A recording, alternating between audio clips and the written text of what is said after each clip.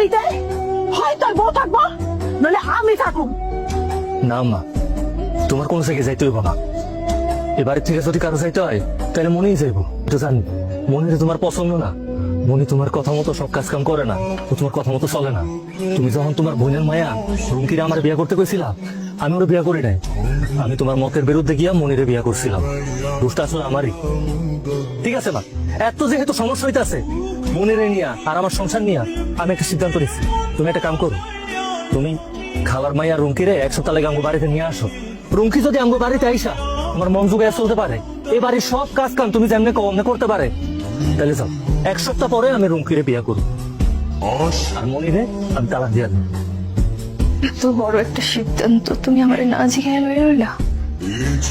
আমার যদি তালাকে দিবা তাহলে আমার বিয়ে করছো কেন তুমি? মায়ের কথাই বউ তালাক দিয়া দিবা। দেখুন, আমি এই বিষয়টা নিয়ে তোমার সাথে একটা কথাও বলতে চাই না। আমি যে সিদ্ধান্তটা নিচ্ছি অনেক ভাইবা চিন্তা নিচ্ছি। রুমকি আপা একদম সুন্দর করে বাড়িটা ঝাড়ু দিবা, যাতে আমার ভাই জানাইয়া দেখা একদম খুশি হয়ে যায়। তাহলে তো তুমি এবারে বউ হইতে পারবা। আর তুই কোনো চিন্তাই করিস না, তুই শুধু দেখ আজকে এমন ভাবে উঠান ঝাড়ু দিব যে আরো এক সপ্তাহ কোনো উঠান ঝাড়ু দেওয়া লাগবে না। ঝাড়ু দাও, তাড়াতাড়ি ঝাড়ু দাও। আরে রুম কি আইসা ঝাড়ু দিতেছিস কেন? যা কাপড় চোপড় বদলা যা। কি যে করো না খালা, সকাল সকাল উঠান ঝাড়ু না দিয়ে ঘরে যাওয়া যায়? তুমি ঘরে যাও, আমি উঠান ঝাড়ু দিতেছি। যা। দেখছস রুম কি আইসা বাসি বাড়ি ঝাড়ু দেওয়া শুরু করছে। আর রুমকি আইসা পড়ছে, তাহলে তো খুব ভালো। তোমার আর কোনো কষ্ট থাকবো না, কোনো কাম কাজও করতে হইব না। ঠিক আছে রুমকি, তুই যেহেতু আইসাই পড়ছস তাইলে ঘরের কাম কাজ সব ঠিকঠাক মতো করিস, যাতে তোরে নিয়ে আমার আবার কোনো অভিযোগ না থাকে। রুমি আপা, আমার এই কাপড় চোপড় গুলো একটু ধুয়ে দাও তো। কেন তোর কাপড় চোপড় আমি ধুতে যাবো কেন? নিজের কাপড় নিজে ধুয়ে নিতে পারস না? আমি ধুয়ে নিব মানে? ভাবি থাকতে তো সবসময় ভাবি আমার কাপড় চোপড় দিয়ে দিছে। দেখো, তুমি যদি আমার কাপড় চোপড় গুলো না দিয়ে দাও, আমি কিন্তু আম্মার কাছে বিচার দিব। আমার কাছে বিচার দিলে আম্মা কিন্তু অনেক রাগ করবো। আমি এই বাড়িতে তোর ভাইয়ের বউ হইতে আসছি, কোনো চাকরানি হইতে আসি নাই। আর আমি যদি কাপড় চোপড় ধুই, তোর ভাইয়ের কাপড় চোপড় দেবো, অন্য কারো কাপড় চোপড় ধুইতে আমি পারবো না। তাহলে কিন্তু যা, আমি নিজের কাপড় নিজে ধুই আনি। ভাই রান্না চড়াইছোস? চালাই না, তুই তো খাইতে আয়। শোন, তুই না একটু জাল পছন্দ করে, একটু জাল বেশি করে দিস। আর তুলি লেগে একটু আলু ভর্তা বানাইস। তুমি এটা কি করলে খালা? এটা কি তুমি কোনো হোটেল পাইছো যে যে যাদের মতো পছন্দ খাবার অর্ডার করতেছো? দেখো খালা, আমি তো সবার পছন্দ মাথায় রেখে রাখতে পারবো না। যেমনি পারি রান্তাছি, তুমি খাই নিও। এটা কেমন কইরা কইতেছস? তুই না তুহিনের বউ হবি, তাহলে সবার পছন্দ অপছন্দ জানতে হইব না? খালা, আমি তুহিন ভাইয়ের বউ হবো, তার পছন্দ মতো তো রান্না করতেছি। এখানে আবার তোমার পছন্দ কি আছে, তোমার ভাইয়ের পছন্দ কি আছে, আমার পছন্দ আমি কিনে দেখবো। খালা, তুমি ওখান থেকে যাও তো।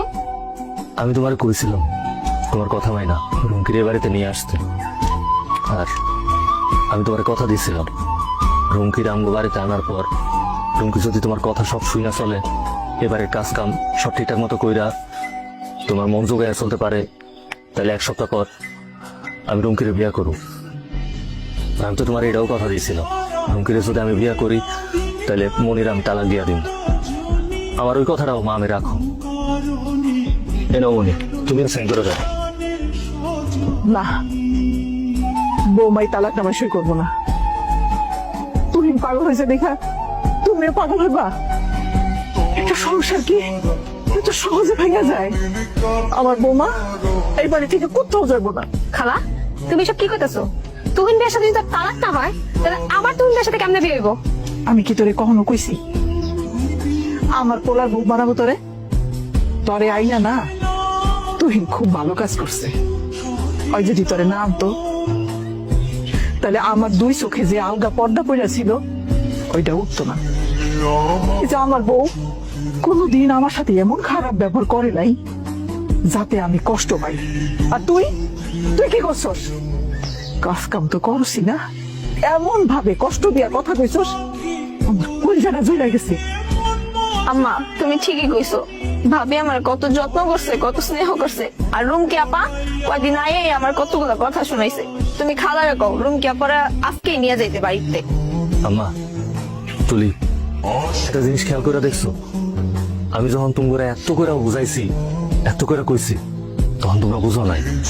আর আজকে তোমরা ঠিকই বুঝতে পারছো।